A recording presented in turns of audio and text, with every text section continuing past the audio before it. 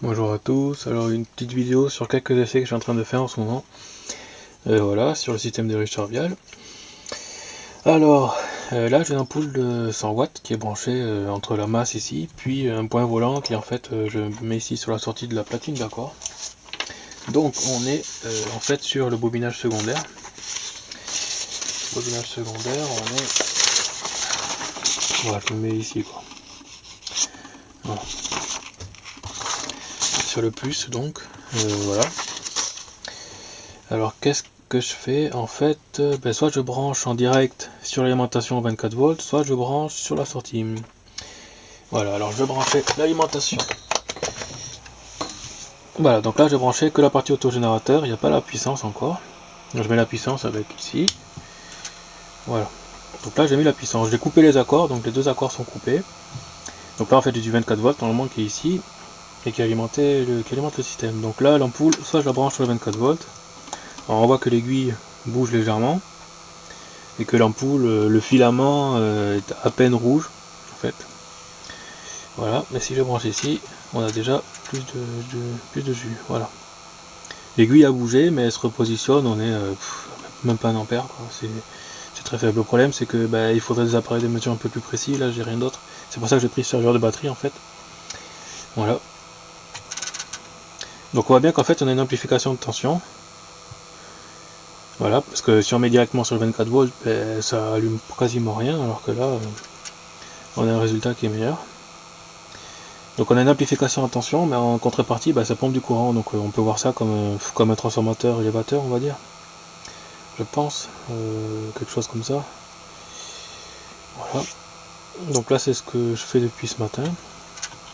Bon, sur l'autre c'est pareil, sur le moins c'est pareil, mais ça s'éclaire un peu moins, voilà. Voilà, voilà.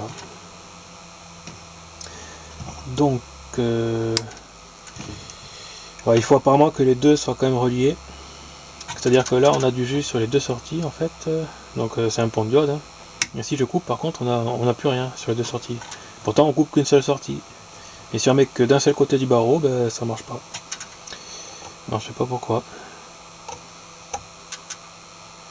Là c'est bon. Bon, il y a peut-être un point chaud dans le barreau qui fait que on a du courant d'un côté, pas de l'autre. Voilà, donc on voit toujours l'aiguille qui saute, mais c'est pas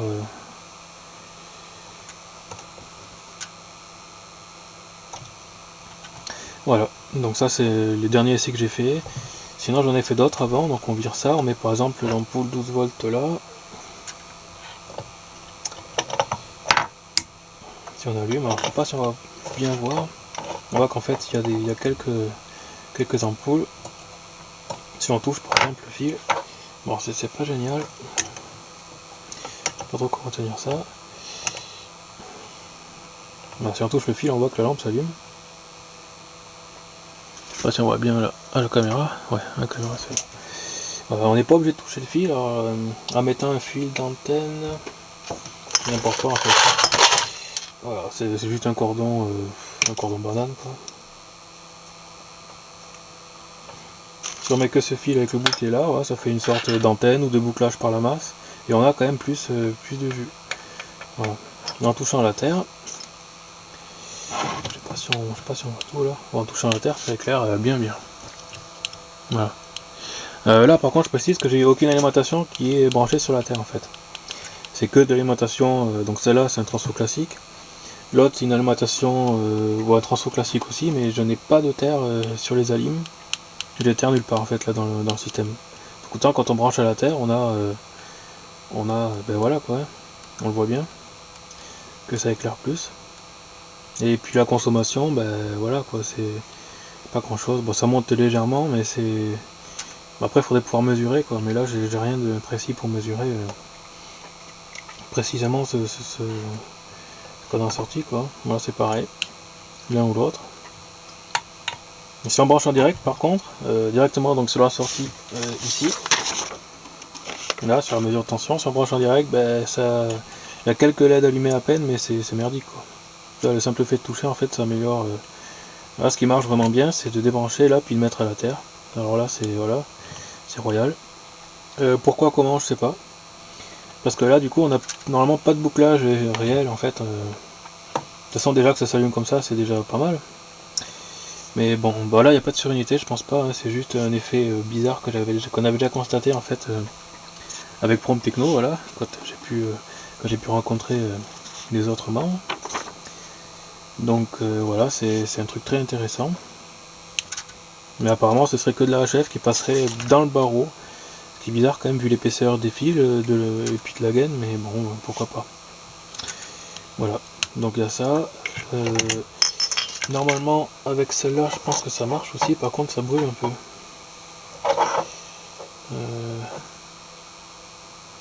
Alors là je sais pas si on voit bien, il y a le filament qui commence à peine à rougir, mais c'est pas grand chose quoi. C'est pareil, si on branche en direct en fait on n'a rien. Voilà, donc là dès qu'on passe sur la terre on voit que ça s'allume un peu. Alors je sais pas si on voit bien. Ouais c'est bon on voit. Donc voilà, bon, c'est pas grand chose mais c'est intéressant parce que ça veut dire que ça passe par la terre. Et alors qu'on n'en voit rien dans la terre physiquement, donc ça fait une terre virtuelle on va dire. Et voilà, mais après c'est pas spécifiquement la terre en fait le truc, c'est que même en branchant une carcasse ou un truc comme ça qui est pas à la terre, je sais pas si ça fonctionne avec tout n'importe quoi.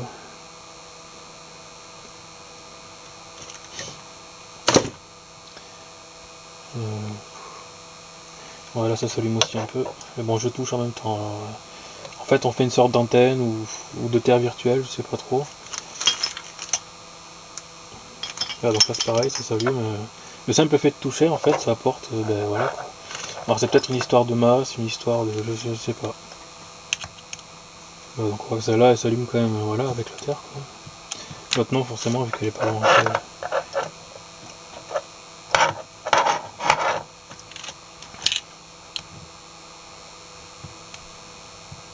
C'est celle-là qui prend tout, celle-là elle s'éclaire quasiment pas.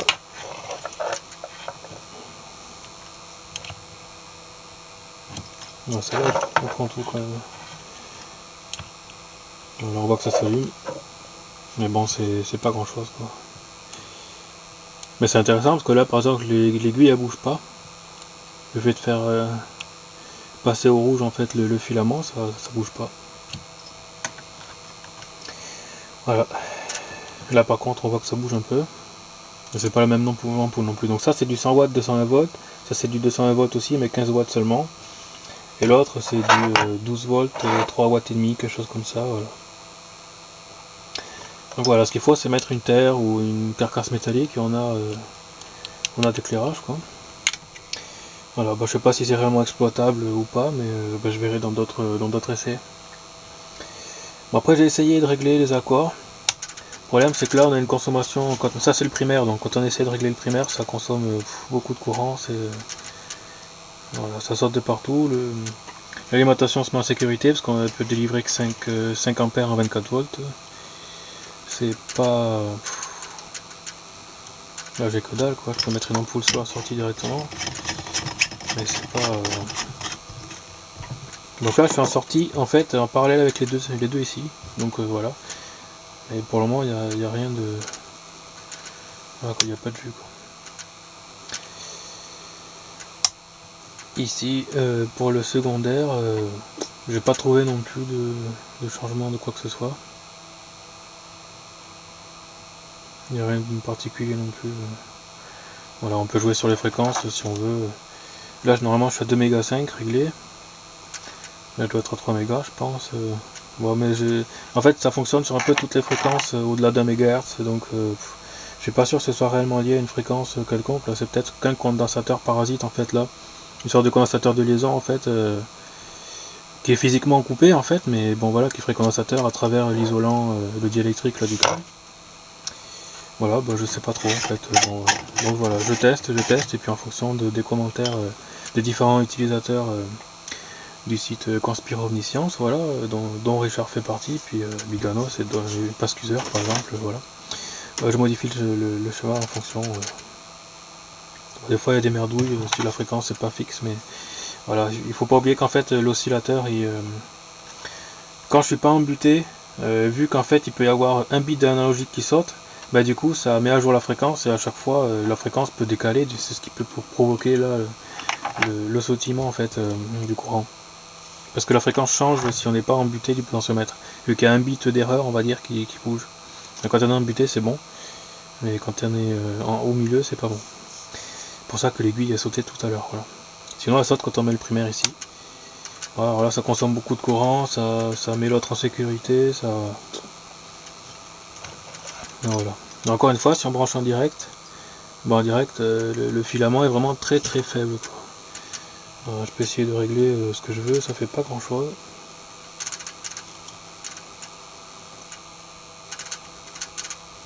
Des fois en direct ça veut s'allumer un peu plus, mais bon, comment savoir exactement ce qui se passe là bon, ça saute plus, ou plus trop.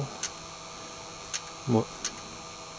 Je pourrais pas trop dire ce qui se passe, ce qu'il faut faire exactement là. Le problème c'est que j'ai pas mesuré avant la bobine là, avant de couper. Ou par contre ça commence à me piquer un peu. Voilà, bon ben... Donc là pour le moment j'ai pas de conclusion trop, on dirait en fait un convertisseur élévateur de tension, quoi, step up ou boost comme vous voulez. Avec un transfo bizarre quand même, vu que le primaire, donc c'est une bobine comme ça qui est autour du tore. Et le tore est formé par le secondaire qui est en fait 4 spires ici, coupé au milieu, hop. Voilà, donc physiquement le transformateur est d'une technologie bizarre. Et d'une conception un peu qui sort un peu de l'ordinaire, quoi. Voilà, donc là après j'ai essayé de jouer avec l'accord ici. On peut essayer de faire ce qu'on veut, ça fait pas grand chose. Donc là je joue sur le secondaire. Voilà, il n'y a pas... Il y a peut-être un point où ça baisse, mais bon. En fait je sais pas trop ce qu'on doit avoir exactement là. C'est pas... Ouais, c'est pas probant quoi.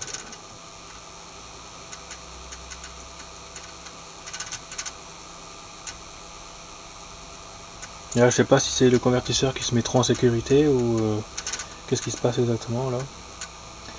Pourquoi ça marche pas. Bon, ce qui est sûr c'est que le condensateur primaire il aime pas. Il aime pas. Il me sert à rien mettre et puis voilà, ça marche comme ça. Donc en courant ben, on serait à 0 ampère quoi, je sais pas, ou 100 milli, ou on voit pas en fait, j'ai pas de... J'ai des appareils de mesure classiques en fait, mais ils pompent plus rien quoi. Donc je vais vous montrer une anomalie du multimètre. C'est un machin classique à 10 € quoi en magasin. Voilà. Si j'essaie de mesurer une tension qui est censée être continue ici, le simple fait de mettre un fil, il marque déjà 300 volts là. Je sais pas si on voit bien. Et si on met en fait, on voit qu'on a les mêmes chiffres. Quel que soit le calibre, on a les mêmes chiffres en fait. Ce qui fait que ce serait pas une mesure qui est fausse, mais c'est plutôt l'affichage en lui-même sur l'écran. Vous voyez, quoi qu'en maths, on est toujours dans les 300, 400, voilà. Quel que soit le calibre, en fait, on a tout le temps les mêmes chiffres qui défilent. Donc c'est vraiment l'afficheur qui merdouille. Et c'est pas... c'est pas la mesure qui est fausse, on va dire. C'est vraiment l'appareil parasité. Bon là, je suis pile sur le U en plus, donc il est bien parasité, mais moi j'ai pas trop la place dans la vidéo pour passer... Mais quel que soit l'emplacement du multimètre, en fait, c'est pareil, quoi. Il merdouille, quel que soit... Voilà, c'est pareil, même en alternatif, il marque n'importe quoi. En ampèremètre, il marque aussi n'importe quoi. C'est plus ou moins les mêmes valeurs que j'ai en fait en voltmètre. Là, c'est pareil, encore 400, 500, alors que je suis dans la gamme des ohms. Voilà quoi. Donc en fait, quel que soit un peu ce qu'on prend, il affiche tout le temps la même chose. En fait, on a les mêmes nombres. La virgule change de place, mais voilà quoi, c'est pareil quoi. Donc là, j'ai qu'un seul fil, et puis si je mets l'autre, de toute façon, c'est pareil. Ça marque n'importe quoi. Voilà, ça marque carrément plus rien du tout. Voilà. Bon, c'est pareil, donc là un multimètre classique en fait est inutilisable complètement avec ce genre de choses quoi. On peut rien mesurer du tout, même l'alimentation qui arrive là-bas. Normalement c'est aussi illisible, voilà. Donc tout est complètement parasité. Alors, je rappelle que même si je change la place, que j'éloigne un peu, on a quand même quelque chose complètement incohérent en fait sur le. Voilà, on est tout le temps pareil quoi. Je sais pas si on voit bien à l'écran. Voilà, là, quel que soit le calibre, en fait, je disais, on a des merdouilles. Voilà, la vidéo a coupé tout à l'heure parce que je l'ai mettais à 15 minutes en HD. Et ça affiche tout et n'importe quoi. Voilà. Donc la mesure avec ça, c'est impossible, donc il me faut du galva.